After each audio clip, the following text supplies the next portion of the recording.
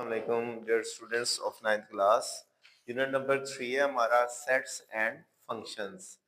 तो इस यूनिट में हम दो चीज़ें डिस्कस करेंगे, एक सेट के बारे में और उसके बाद हम फंक्शन के बारे में डिस्कस करेंगे। सबसे पहले सेट क्या होता है, सेट के बारे में हमें पता होना चाहिए। तो सेट जो है एक जो है आम बोला जाने वाला वर्ड है। जैसे टी सेट होता है, कस्टर्ड सेट हो जाता है, वाटर सेट हो जाता है। इसी तरह मुख्तलिफ और भी बहुत सारे सेट, ज्योमेट्री में मुख्तलिफ चीज़ें होती हैं, वो भी एक सेट कहलाता है। इस तरह काफ़ी सारी मतलब कि हम आम लैंग्वेज में भी सेट का वर्ड यूज़ करते हैं। तो इससे पता चलता है कि जो मैथ का वर्ड सेट है, ये बहुत मतलब कि वाइड हो चुका है और आम लैंग्वेज में भी यूज़ होना स्टार्ट हो गया है, यानी कि सेट को हम आम लैंग्वेज में भी यूज करते हैं। तो वैसे सेट्स को जो है मैथ के अंदर कहाँ यूज करते हैं, इसको अंदर कैटेगराइजेशन के अंदर इसको यूज किया जाता है, थ्योरीज के अंदर और जो है बहुत सारे वर्ल्ड वाइड प्रॉब्लम्स के अंदर यूज करते हैं। उसके अलावा फंक्शंस जो है उसके अंदर ऑर्डर पेयर्स वगैरह बनाए जाते हैं, ग्राफ्स वगैरह बनाए जाते हैं, टेबल्स वगैरह बनाए जाते हैं। तो ये इनके यूजेस हैं। सबसे पहले डेफिनेशन है, सेट की डेफिनेशन है a collection of a collection of well defined and distinct objects is called set। मतलब क्या हुआ कि मुख्तलिफ और वाज़िया अशिया के इज्तिमा को सेट कहते हैं। यानी कि कोई भी अगर आप सेट बनाना चाहते हैं तो उसमें जो है कोई भी वैल्यू रिपीट नहीं होनी चाहिए। फॉर एग्जांपल मैं लिखता हूँ कि मैं इसकी एग्जांपल देना चाहता हूँ। फॉर एग्जांपल मैं लिख देता हूँ C equal to A B C D। अब इसमें कोई भी अल्फाबेट जो है रिपीट नहीं हो रहा, तो ये सेट है। अगर मैं ए दो बार लिख दूं या दो से ज्यादा बार लिख दूं, बी सी कोई भी अल्फाबेट दो या दो से ज्यादा बार लिख दूं, तो फिर ये सेट नहीं कहलाएगा। और दूसरी बात आपने ये याद रखनी कि सेट को जो है टेबुलर फॉर्म जो सेट होता है उसका ये जो नाम लिखा जाता है ये कैपिटल अल्फाबेट से लिखा जाता है, और जो अंदर इसके एलिमेंट्स होते हैं उसको स्मॉल अल्फाबेट से लिखा जाता है, और इसकी जो ब्रैकेट है वो मिडल ब्रैकेट होती है। ये तीन चीजें याद रखनी है कि यहाँ जो भी नाम दिया होगा वो कैपिटल अल्फाबेट, अंदर जो एलिमेंट्स होंगे वो स्मॉल से, और जो इसको लिखना है वो मिडल ब्रैकेट के अंदर लिखना है। ये सेट की पहचान होती है, इस तरह से सेट को लिखा जाता है। तो ये हमारे सेट की डेफिनेशन है। अब इसके अंदर डेफिनेशन के अलावा और बहुत सारी चीजें आती हैं। जैसे जॉर्ज कैंटन जो है इसने 1845 से 1918 तक जो है ये इसका ड्यूरेशन था, जर्मन मैथमेटिशियन था। इसने बहुत सारी इसमें इस्लाहात मुतारफ करवाई थी सेट के हवाले से, और फंक्शन के हवाले से इसने बहुत कुछ नॉलेज फराहम किया था। फिर इसके डिफरेंट वेज हैं जिसमें हम सेट को डिस्क्राइब कर सकते हैं। A set can be described in three ways। एक सेट को तीन तरीकों से डिस्क्राइब किया जा सकता है। पहला है इसमें सेट बिल्डर फॉर्म, फिर डिस्क्रिप्टिव फॉर्म आ जाती है, और टेबुलर फॉर्म। सबसे पहले हम डिस्क्रिप्टिव फॉर्म लिखते हैं।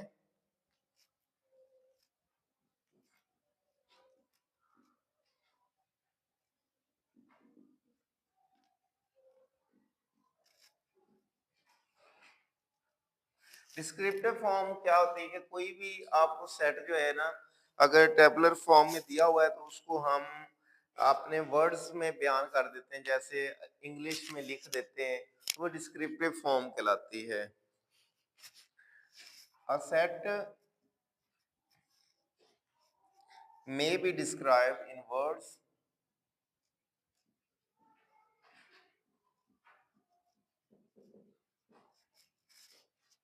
in words. For instance,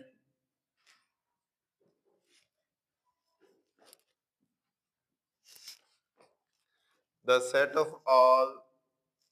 for instance एक यहाँ पर फॉर इंस्टेंस की बजाय आप लिखें फॉर एग्जाम्पल एक सेट दिया हुआ है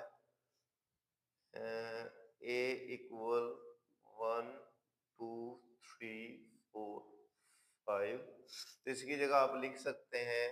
अब ये टेबुलर फॉर्म है, ठीक है, तो इसको हमने डिस्क्रिप्टिव फॉर्म में लिखना है, तो हमने क्या करना है, इसको हमने लिखना है A equal to set of first 5 natural numbers.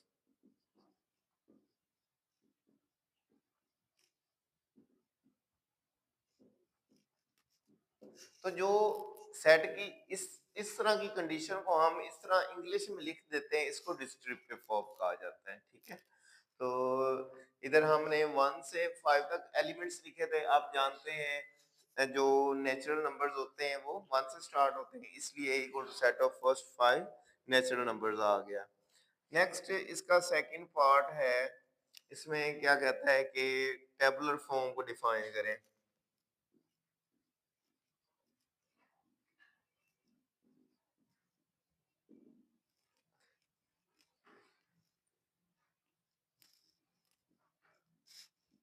Tabular form को आपने कैसे डिफाइन करना है कि a set may be described by listing its elements right within brackets. A set may be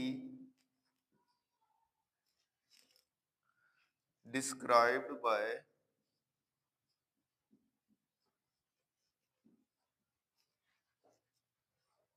listing its elements,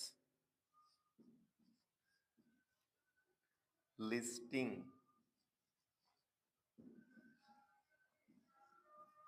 elements within bracket.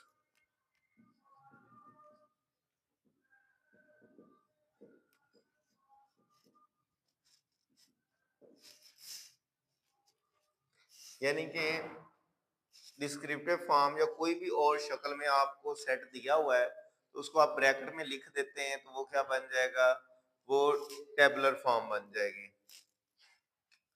जैसे मैं ये लिख देता हूँ फॉर एग्जाम्पल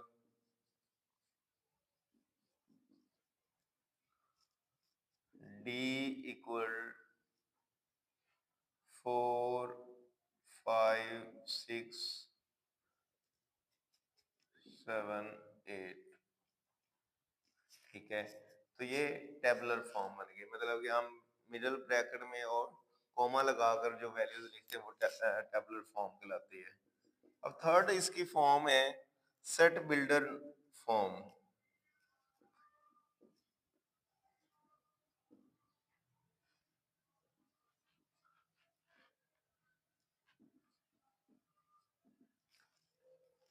अब सेट बिल्डर फॉर्म क्या हुआ, ये एक तीसरा मेथड है सेट को लिखने का। It is sometimes more convenience, it is sometimes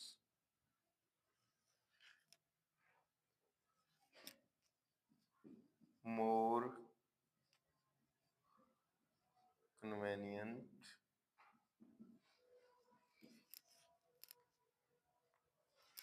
or useful to employ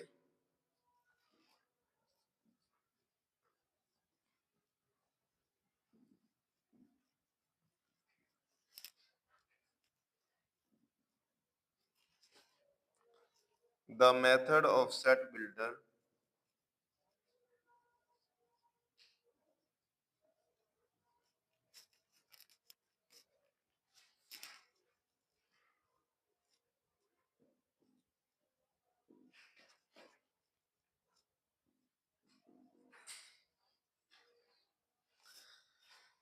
The method of set builder notation in specifying sets.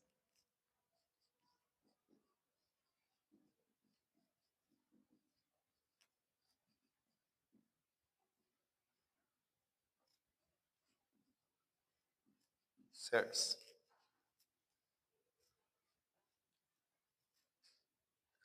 अब इसके एग्जांपल ये आ सकती है कि देखें, जैसे मैंने ये लिखा था a इक्वल टू 1 2 3 4 5 और इसको मैंने जो है डिस्क्रिप्टिव फॉर्म में लिखा था set of first 5 natural numbers. इसी को अगर आप जो है लिखना चाहते हैं इसमें सेट बिल्डर नोटेशन में, तो आपने क्या लिखना है, इसको आप लिख सकते हैं a equal to X while X, ये वाइल का साइन है, जबकि एक्स बिलोंग करता है नेचुरल नंबर के एंड एक्स बिलोंग करता है नेचुरल नंबर के and X less than and equal to less than and equal to 5। तो ये सेट बिल्डर नोटेशन बन जाती है, ठीक है, कि x, जबकि x बिलोंग करता है नेचुरल नंबर से। नेचुरल नंबर से क्यों बिलोंग करता है? क्योंकि 1 से स्टार्ट हुआ था, set of first 5 natural numbers है, 1 से स्टार्ट हुआ था और खत्म कहाँ तक जा रहा है, ये इक्वल टू आ रहा है या लेस देन आ रहा है कहाँ तक, 5 के, क्योंकि 5 से बड़ा कोई एलिमेंट यहाँ पर नहीं है। ये इसके 3 मेथड हो गए। अब आगे सेट्स की टाइप्स आ जाती हैं।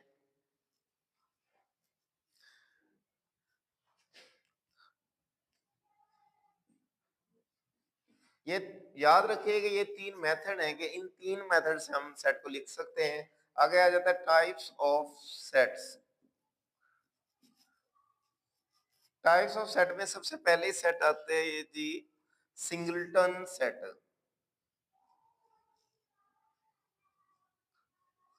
Singleton set. तो सिंगलटन सेट कौन सा सेट होता है बच्चों? सिंगलटन वर्ड है सिंगल से निकला, और सिंगल कहते हैं एक को, वाहिद को। तो ऐसा सेट जिसमें सिर्फ एक एलिमेंट हो उसे सिंगलटन सेट कहते हैं। A set with only one element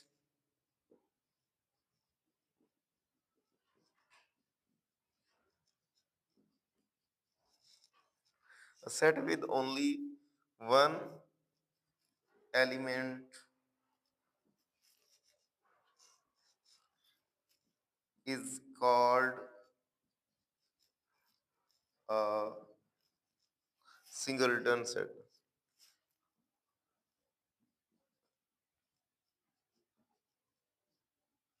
Set जैसे हम कह देते हैं ई जी एफ इक्वल टू 9। अब देखें इसमें सिर्फ एक एलिमेंट है इसलिए सिंगलटन सेट हो गया। दूसरा आता है जी एम्प्टी सेट और नल सेट और वॉइड सेट। एम्प्टी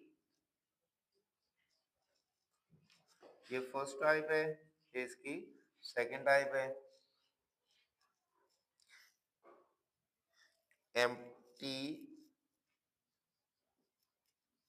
नल और वॉइड सेट। एक ही सेट के 3 नाम है। एम्प्टी भी उसे ही कहना है, नल भी उसे ही कहा जाता है और वॉइड सेट भी उसे ही कहा जाता है। तो ये किस तरह का सेट होगा? The set within with no element, the set with no elements,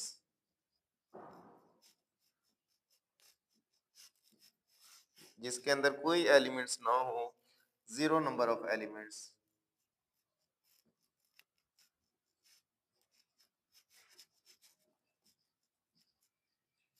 ऐसा सेट जिसमें कोई एलिमेंट ना हो या जीरो तादाद हो एलिमेंट्स की, तो वो एक ही बात है, उसे हम क्या कहेंगे, is called an empty set, is called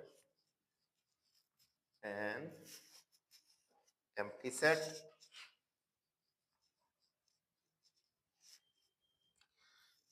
empty set comma null set और void set.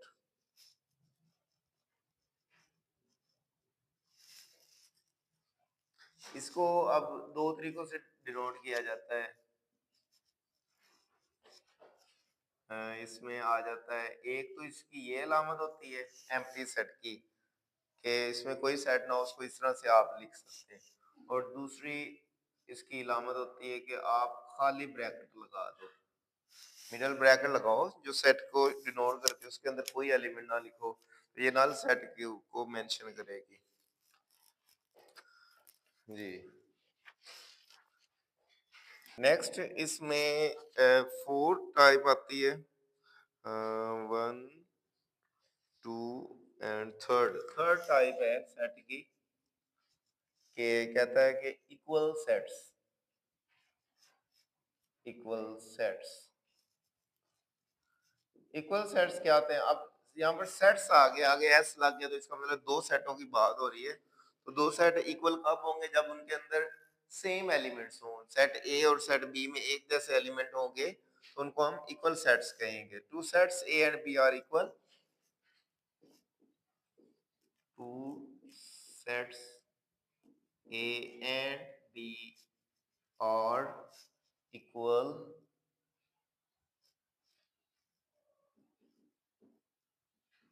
if they have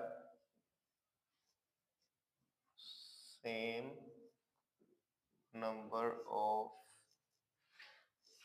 elements। दो सेट्स जो हैं वो एक दूसरे के इक्वल कहलाएंगे अगर उनमें सेम नंबर ऑफ एलिमेंट्स हों। तो इसमें इजी आएगा हमारे पास कि सेट में ए लिख लेता हूँ कि ए के अंदर जो है वो क्या है, वन टू थ्री एलिमेंट्स हैं, और इसी तरह मैं कह देता हूँ कि बी के अंदर है, एक मैं सेट और लिख लेता हूँ, एंड बी इक्वल थ्री शुरू में लिख दें, टू दरमियान में लिख दें, वन एंड पर लिख दें, या वन दरमियान में लिख दें। देखो ना एलिमेंट्स की तरतीब आगे पीछे, लेकिन है तो वही एलिमेंट्स जो ए में मौजूद है। तो हम कह सकते हैं सो ए इक्वल बी, इससे साबित हुआ कि ए और बी जो है आपस में इक्वल है, ये इक्वल सेट्स कहलाएंगे। आगे इसकी फोर्थ टाइप आती है, इसे कहता है इक्विवेलेंट सेट।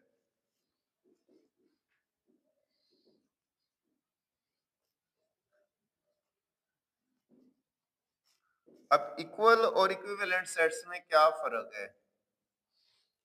इक्वल था जिसमें एलिमेंट्स सेम थे और तादाद भी इक्वल थी। तो इक्विवेलेंट क्या होंगे, एलिमेंट्स सेम नहीं होंगे लेकिन तादाद बराबर होगी। याद रखिएगा इक्वल सेट्स के अंदर एलिमेंट्स और एलिमेंट्स भी सेम होने चाहिए और उनकी तादाद भी सेम होनी चाहिए, लेकिन इक्विवेलेंट के अंदर सिर्फ तादाद सेम होगी लेकिन एलिमेंट्स डिफरेंट होंगे। वो वाले एलिमेंट्स नहीं होंगे जो सेट ए में होंगे। Two sets A and B are equivalent,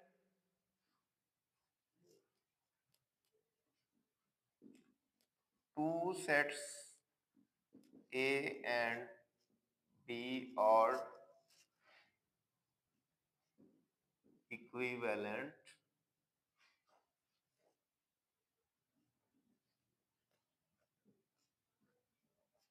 if they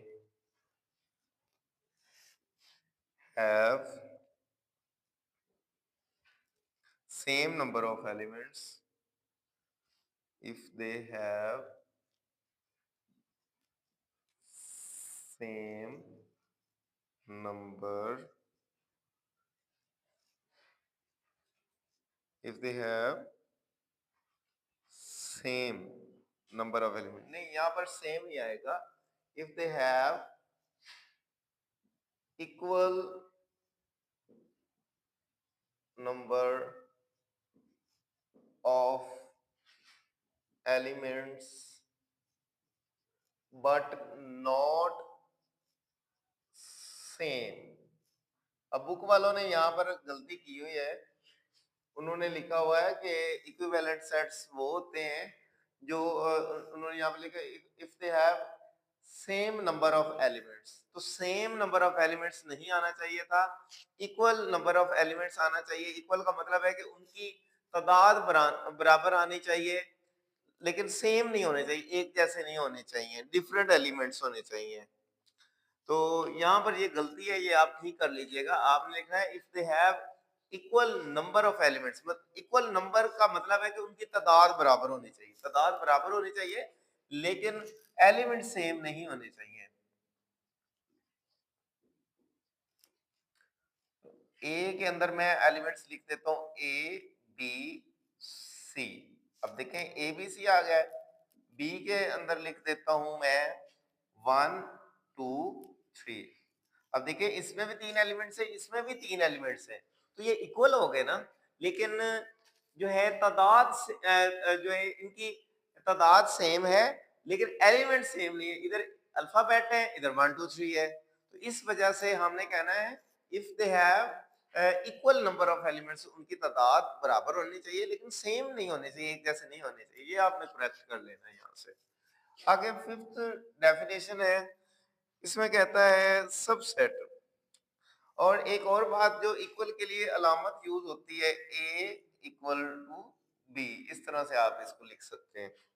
आगे आ जाता है subset.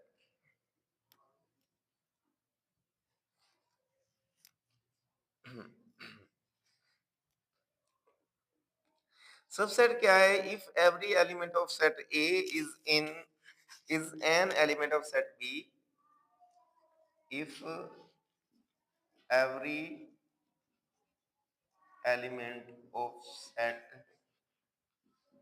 A, if every element of set A is an element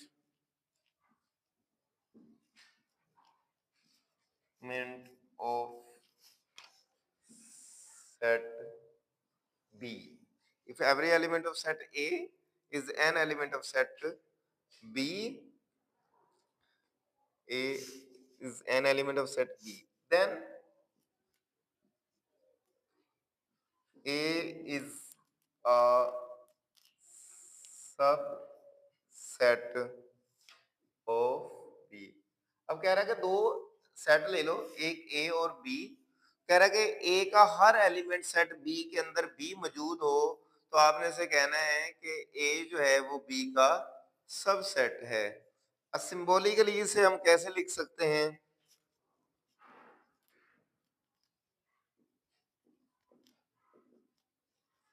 symbolically इसको जो इजहार लिखने का तरीका वो इस तरह से है, ए सबसेट है बी का, इस तरह से इसको लिखने का तरीका है।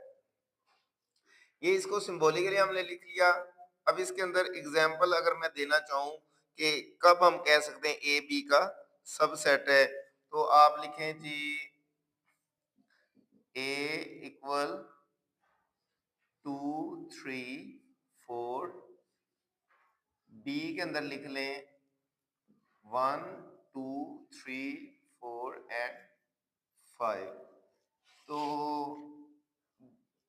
ए जो है इसका बी का सबसेट है, क्योंकि बी के अंदर 3 एलिमेंट्स हैं, वो तीनों के तीनों ए के अंदर जो 3 एलिमेंट्स वो तीनों के तीनों बी के अंदर मौजूद हैं। तो ए के तमाम एलिमेंट जब बी के अंदर मौजूद है तो ए को बी का हम सबसेट कह सकते हैं। आगे 6th डेफिनेशन है प्रॉपर सबसेट आता है इसमें। प्रॉपर सबसेट, प्रॉपर सबसेट कब होगा? if A is subset of B, if A is subset of B, अगर ए जो है वो बी का सबसेट हो and B contains at least one element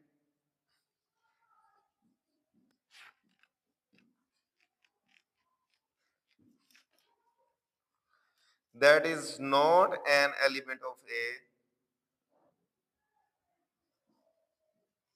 that is not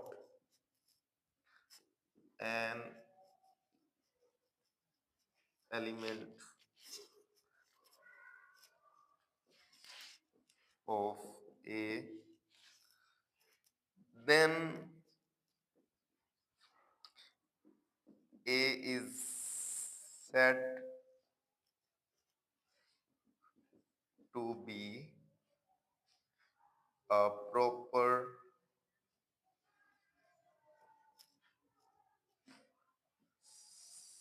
subset of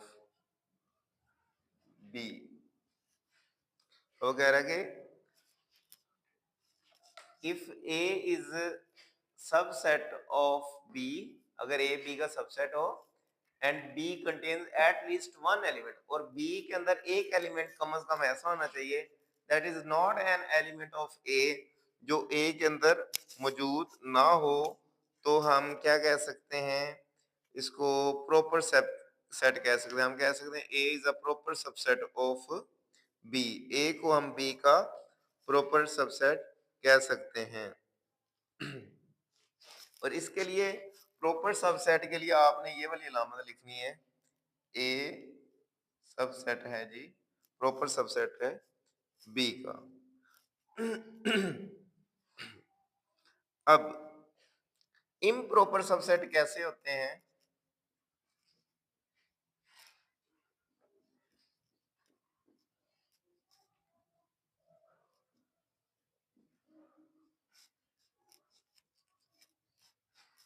improper subset, if A is a subset of B and A equal B, A B का subset हो और A B के बराबर हो, then we say that we say that A is an improper subset of B. A is an improper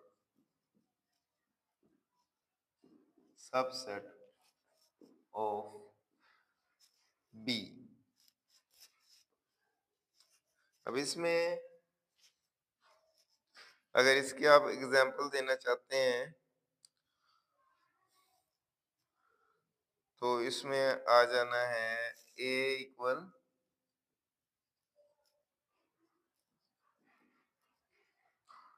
A B C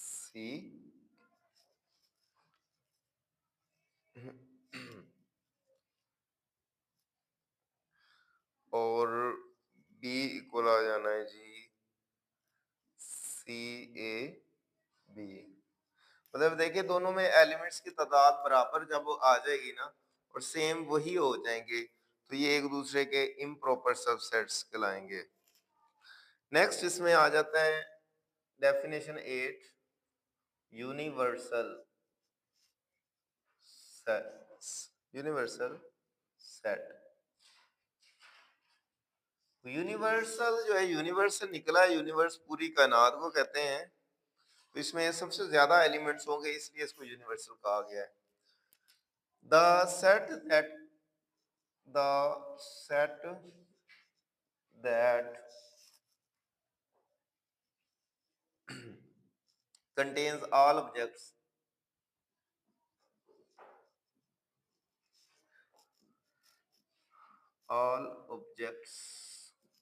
a set that contains all objects or elements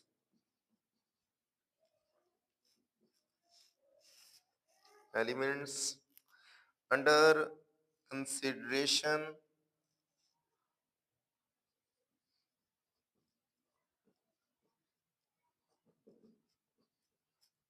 ration is called universal set। कह रहा है कि ऐसा set जिसके बाकी तमाम sets जिसके जेर हों या जिससे छोटे हों उसे हम यूनिवर्सल सेट कहते हैं और इसको डिनोट किया जाता है यू से। It is denoted by you.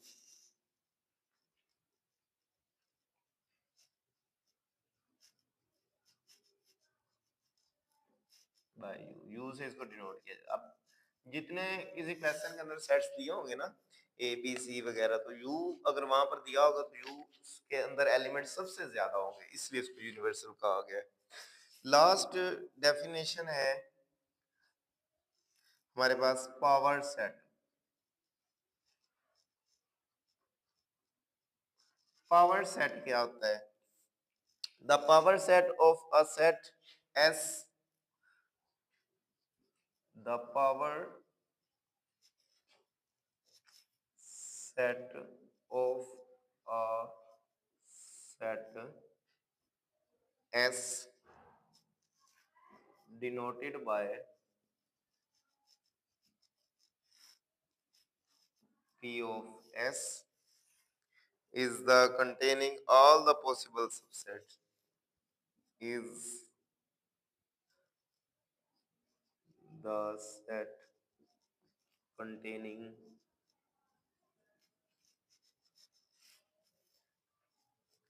all the possible subsets,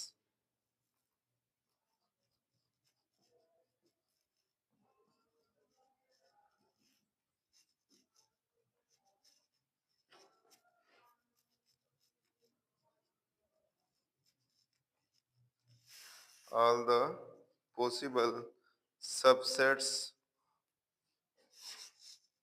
of S।